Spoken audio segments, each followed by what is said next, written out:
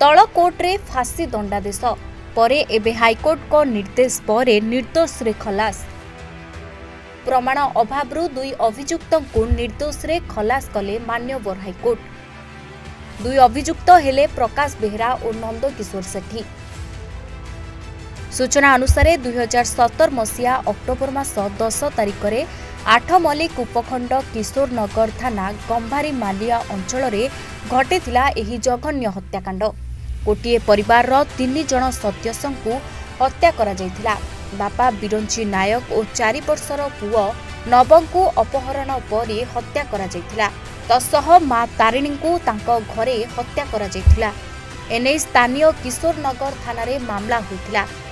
प्राथमिक तदंत बेले यह चोरी उद्देश्य रे हत्या बोली पुलिस कहिथिबा बेले एही मामला रे प्रकाश बेहरा और नंदकिशोर सेठी को गिरफ्त करी कोर्ट चालाना करिथिला। 2024 मसीहा सेप्टेम्बर 27 तारिख में यह मामलार शुणाणी करी 8 मल्लिक अतिरिक्त जिला दौरा जज 41 जन साक्षी को जेरा परे उभय अभियुक्त को फांसी दंडादेश शुणाई। एही राय को चैलेंज करी हाईकोर्ट आसीथिले उभय अभियुक्त। ओडिशा हाईकोर्टर वकिल अजय महाराणा अभियुक्त पक्षरु केसटी को लड़िथिले। तेबे एही मामलार शुणाणी शेष होइतिला। आज राय प्रकाश पाइबा परे उभय अभियुक्त प्रकाश बेहरा और नंदकिशोर सेठी को दोष मुक्त करिसंती। उपयुक्त प्रमाण और साक्षी नथिबा जोगु उभय को निर्दोष रे मान्यवर हाईकोर्ट खलास करिसंती। प्रकाश बेहरा कौन हेतला केबेटो भितरे थिलो 2017 टू भितरे रही कौन ट्रिपल मर्डर केस रे फसई देथिले राजनीति सूत्रधार के फसे लोक मान आपण को से केस रे संपर्क नथली नहीं तो आपन को खाली उठाइतला ना आ क्या को पुलिस वाला काम को घर मते आनिला थाना रे रखी गिरी मोडू ये कपड़ा लता नहीं गिरी सब ये करी गिरी मते भितरे भर्ती करथला। आज बाहर को मुकुड़ी द केमति लागो नुआ जीवन देइथिबारु हमर अजय बाबू मु बहुत खुशी। मो ना नंदकिशोर सेठी। कौन हेतला तमर घटना काहे तम जेल आस्थिला ओ केमति कोन हमको मिछो केस रे गुटे मर्डर केस रे मिछो केस रे भर्ती करी दिला। जेहेतु आमे 8 वर्ष हला जेल कस्टडी रे थिलु। आज अजय महाराणा एडवोकेट हमको आज मुक्त करछे।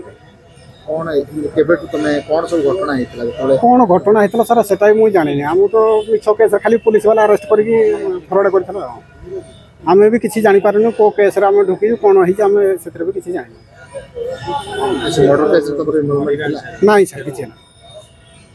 केते वर्ष रहितिले जेल अनुगुल जेल रे 10 मास 8 मल्लिक जेल रे 7 वर्ष। आपन परिचय नंदकिशोर सेठी गंभारी मलिया एतरे कई जण आपण ये पुलिस वाला 4 जन को धरले तो सजा खाइले कई जण सजा खाइले हम 2 जन आ जण के जे ताका ना कोन से बाबूला नायक आउ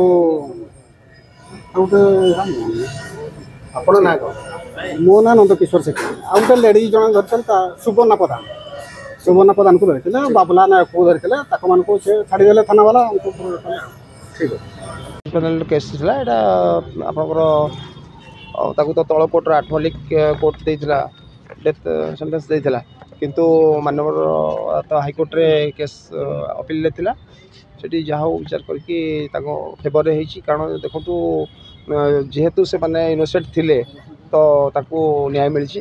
आउ आमर तो आईन रे अछि जे 100 जण दोषी पछे निर्दोष रे खलासी जानतु किंतु जणे निर्दोष न पाउ तो जा हो माने जेहेतु निर्दोष थिले ताकू मानवर हाई कोर्ट उचित न्याय दैछंती। हो एग्जैक्ट केबे केस थिला कोन केस 2018 रो केस थिला पास करथिले नहीं ऑर्डर कॉपी एपर्यंत बाहरिनी तेणु ऑर्डर कॉपी बाहरी सारा पे जहाँ किसी कराब किंतु गोटे जिन है कौन से 2018 रो केस थिला ट्रिपल मर्डर केस थिला एमनको डेथ सेंटेंस तलकोट जो 8 मल्लिक रो एडीजी कोर्ट देइथिले तो सेटा को से माने चैलेंज करतले मते देइथिले चैलेंज कराइतला हाई कोर्ट से माने अदालत ताको टोटली माने देखि कि केस को से केस अनुसार ताको एक्विटल करछथि आ कितने दिन रहिले 7 + 7 इयर प्लस अपन नाटक अजय महाराणा।